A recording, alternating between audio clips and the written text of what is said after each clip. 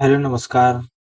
स्वागत है आप सभी का एलपी क्राइम की कहानी यूट्यूब चैनल में।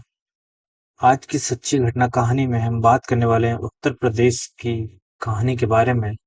उत्तर प्रदेश के थाना कोतवाली क्षेत्र की एक कहानी है जिसमें एक परिवार रहता है, माता पिता और उनके 4 बच्चे। 4 बच्चों में 2 लड़के और 2 लड़कियां होती है। परिवार अच्छे से चल रहा होता है, सभी हंसी खुशी से जीवन यापन कर रहे होते हैं। परिवार में जो बड़े रहते हैं वो दोनों लड़के रहते हैं और छोटी जो है वो दोनों लड़कियां रहती हैं। बड़े दोनों लड़कों की शादी हो जाती है, वह अपने बीवी बच्चों वाले हो जाते हैं। छोटी जो है दोनों बहनें रहती है, तो एक छोटी और उससे भी एक और छोटे सबसे छोटी रहती है। तो एक बहन जो है वो कॉलेज में पढ़ रही होती है और उससे छोटी वाली जो है वो अभी स्कूल में ही पढ़ाई कर रही होती है।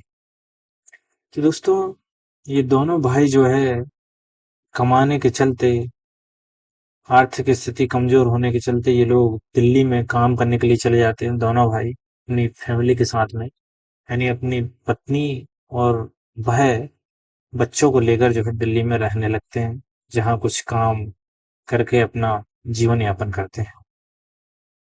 ठीक चल रहा होता है जीवन।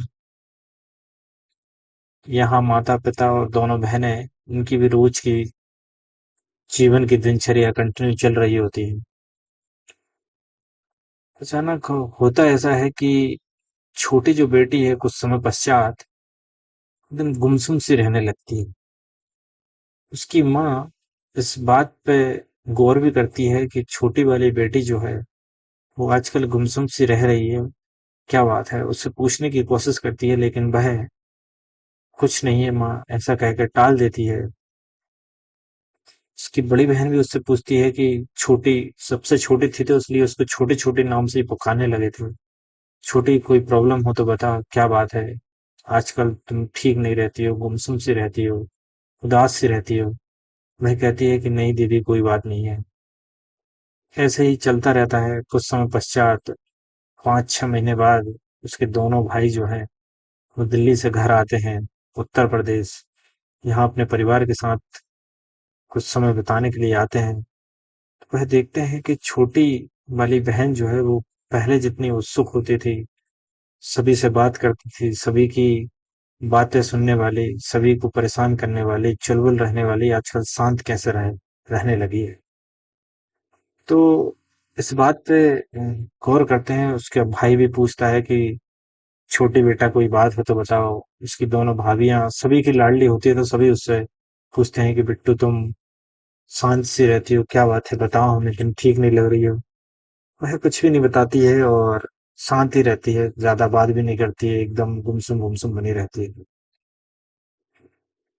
ऐसे ही जो है चलता रहता है। कुछ दिन बाद जब रोज का ऐसा ही उसका शेड्यूल रहता है कि वो गुमसुम रहती है, तो सभी के दिमाग में ख्याल बनने लगता है कि आखिर ऐसा है क्या जो छोटी इतना शांत रहने लगी है। उसकी भाभी भी उससे पूछती है। हालांकि भाभी की नजर उसके पेट पर पड़ जाती है कि पेट छोटी का थोड़ा सा पूरी बॉडी के मुताबिक पेट बाहर निकला हुआ था। तो वो कुछ समय के लिए कुछ इग्नोर कर देती है, ठीक है बोला, हो जाता है ऐसा, उसने ज्यादा ध्यान दिया नहीं। फिर बड़ा भाई जो है वो छोटी को प्यार से पूछता है, बेटा कोई बात है तो बताओ। वह अपने सीने से लगाता है उसको, और लगाने के बाद वह पूछता है कि बेटा कोई बात है तो बताओ। बिटिया बताने को कुछ तैयार ही नहीं थी। वह भी ऐसा महसूस करता है कि शायद छोटी का पेड़ जो है वो बाहर निकल रहा है। तो यही बात वह अपनी वाइफ से बोलता है कि तुम देखो, मुझे ऐसा महसूस हुआ कि छोटी का पेट हल्का सा बाहर निकल रहा है। तो उसकी पत्नी कहती है कि मुझे भी महसूस हुआ है, लेकिन मुझे लगा कि हो सकता है नॉर्मली है, लेकिन आप भी कह रहे हैं तो चलो ठीक है, पूछते हैं। इसी तरह से छोटी कुछ भी बताने को तैयार नहीं थी। फिर भाई कहता है कि उसकी पत्नी से कहता है कि तुम माँ को ये बात बताओ कि छोटी का पेड़ जो है पहले की तुलना में अधिक बड़ा हुआ सा दिखाई दे रहा है, बाकी पूरी बॉडी तो कमज़ोर है लेकिन पेट अकेला बढ़ा हुआ दिख रहा है। यह बात बहू जो है अपनी सास से कहती है, तो सास भी उस पर नोट करती है कि हाँ, हो सकता है, क्या बात है। फिर माँ उसको बड़े प्यार से लाड़-दुलार करके पूछने की कोशिश करती है कि बेटा क्या बात है, तुम बताओ, सभी पूछ रहे हैं तुमसे, तुम कुछ बताने को तैयार नहीं हो, गुमसुम ही रहती हो। माँ उसको अलग कमरे में ले जाती है, लाड़-दुलार करती है, बहुत सारा प्यार करती है, सीने से लगा के अपने बात पूछने की कोशिश करती है। काफ़ी समय तक तो वह छोटी कुछ बताती नहीं है, और माँ की बार-बार बोलने पर वह बताने से तो रह गई, लेकिन एकदम से बहुत तेज़ रोना चालू कर देती है, और इतनी ज़ोरों से रोती है कि उसके दिल की धड़कनें बढ़ जाती है, चुप नहीं होती है, साँसें थम सी जाती है। माँ ये सब देखकर चौंक जाती है कि ऐसी बात क्या है जो बिटिया बता नहीं रही है और इतनी जोर से रो रही है। फिर माँ उसको चुप करने की कोशिश करती है कि बेटा चुप होके बताओ क्या समस्या है, उसका हम समाधान निकालने की कोशिश करेंगे। तो ममता के दुलार के बाद वह बेटी कहती है कि माँ, काफी समय से 2 से 3 महीने से ज्यादा होने वाले हैं, मेरे पेट में काफी दर्द रहता है, और ऐसा दर्द बना रहता है कि असहनीय दर्द रहता है, मुझे काफी समस्या होती है। तो उसकी माँ कहती है कि बेटा, पेट दर्द है, ये तो छोटी सी बात है, अपन चलते हैं डॉक्टर को दिखा लेंगे, इसमें इतनी अ, नहीं बताने वाली और गुमसुम रहने वाली कौन सी बात है। चलो ठीक है। माँ तैयार होती है और बेटी को भी तैयार करती है, साथ ही उसके बड़े लड़का और बहू दोनों वो भी तैयार हो जाते हैं कि चलो ठीक है, छोटे को डॉक्टर के पास लेके चलते हैं। पेट दुखना तो छोटी सी बात है, अभी डॉक्टर के पास चलेंगे, ठीक हो जाएगा पेट। तो डॉक्टर के पास जब ये लेके जाते हैं, डॉक्टर उससे पूछता है कि क्या बात है, पेट दर्द है, ये बताती है। डॉक्टर उसका परीक्षण करता है, जांच करता है। डॉक्टर पाता है कि जांच में कि छोटी जो है 4 महीने की गर्भवती होती है। डॉक्टर के भी होश उड़ जाते हैं कि 15 साल की लड़की 4 महीने की गर्भवती कैसे हो सकती है।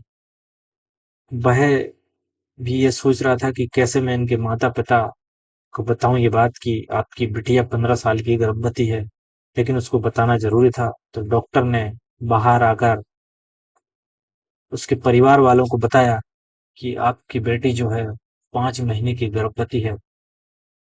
यह बात जब उसकी माँ और भाई भाभी सुनते हैं तो वे एकदम चौंक जाते हैं और पैरों तले से जमीन खिसक जाती है कि हाय भगवान, या रब्बा, या अल्लाह, ये कैसे हो सकता है।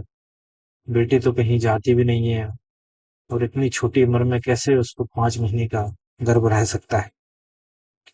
ये सारी बातें सुनते ही माँ बेटी को घर ले आती है, लाकर बच्ची को आराम करने को कहती है कि बेटा तुम आराम करो थोड़ी देर। फिर उसके बाद माँ उससे पूछती है कि बेटा, अब सच सच बताओ, क्या बात है, तुम्हें क्या हुआ है, किसने ये सब किया है तुम्हारे साथ में। तो बेटी रोते हुए कहती है कि माँ, दोनों भाई उस समय दिल्ली चले गए थे, आप घर का काम करती हैं तो यहाँ वहाँ हो जाती हैं, बड़ी बहन कॉलेज चली गई थी। एक दिन की बात है कि मैं नहा कर निकल रही थी, मुझे नहीं पता था कि अब्बू यही हैं, और अब्बू ने मुझे निकलते हुए देख लिया जब मैं कुछ आधे ही कपड़े पहन के रखी थी। उस वक्त अब्बू ने मुझे देख लिया, और उसके बाद अब्बू ने कुछ समय बाद मुझे अपने रूम में बुलाया और मेरे हाथ पैर पकड़कर मुंह से गल्ला बांध कर मेरे साथ में गलत काम किया। मैंने मना करने की कोशिश की, मना भी किया, लेकिन वह जोर जबरदस्ती मेरे साथ में गलत काम करते रहे। उस रोज किया, और किसी को ना बताने के लिए बोला, अगर कि बताएगी तो तुझे जान से मार दूंगा, इस तरह से मुझे धमकी दी। इस कारण मैंने किसी को बताया नहीं।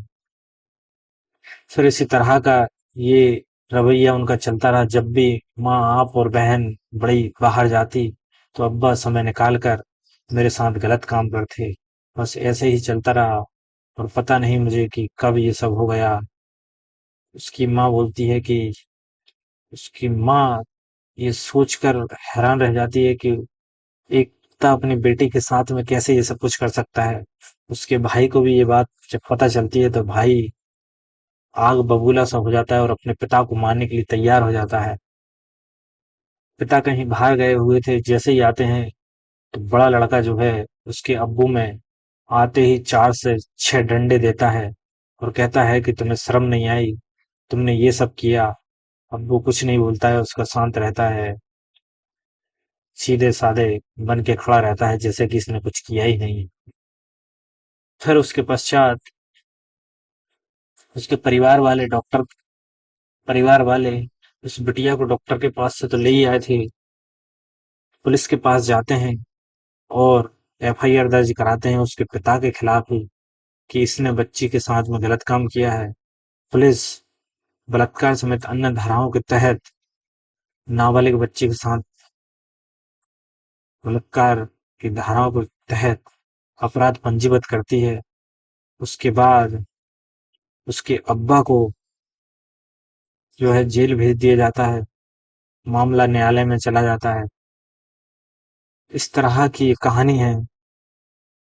तो एक पिता अपनी ही बेटी के साथ में ये सब काम करता है और उसे गर्भवती कर देता है। ये कहानी सोचने पर आपको मजबूर कर देगी। और दोस्तों, ये कहानी किसी को, धर्म संप्रदाय को ठेस पहुंचाने के लिए नहीं है। ये कहानी सिर्फ और सिर्फ जागरूकता के लिए बनाई गई है। अगर कहानी आपको अच्छी लगे तो प्लीज चैनल को लाइक और सब्सक्राइब जरूर करें।